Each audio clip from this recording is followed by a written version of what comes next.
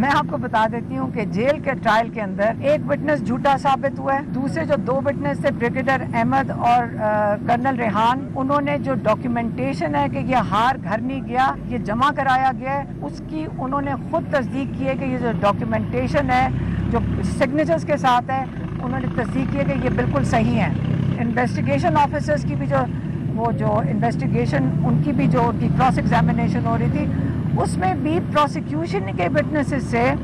یہ کیس بہت زبردست طریقے سے ریکارڈ پہ آ کر ہمیں پتہ ہے تسلی سے کہ یہ ختم ہو چکا ہے۔ عمران خان نے کہا کہ انہوں نے سزائیں پہلے ہی لکھی ہوئی ہیں، ان کو یہ بھی پتہ ہے کہ 10 مہینے 9 مہینے سے یہ جو جب سے چیف جسٹس 26ویں ترمیم کے بعد ہائی کورٹ کے اسلام آباد ہائی کورٹ کے لائے گئے، انہوں نے ایک چیز پہ بڑی محنت کی ہے کہ عمران خان کا کیس ڈیٹس دینے کے باوجود انہوں نے کئی دفعہ ڈیٹس دیں، اور آپ کئی ہمارے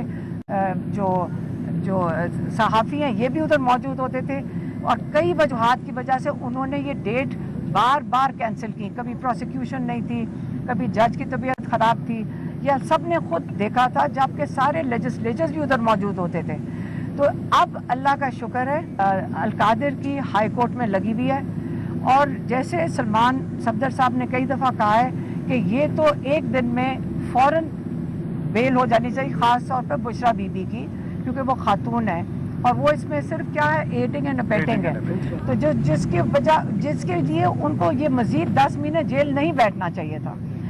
تو یہ تو اور ہمیں سب کو پتہ ہے کہ پہلے القادر میں پہلے توشہ خانہ 2 میں سزا ہوئے گی، پھر جا کے القادر میں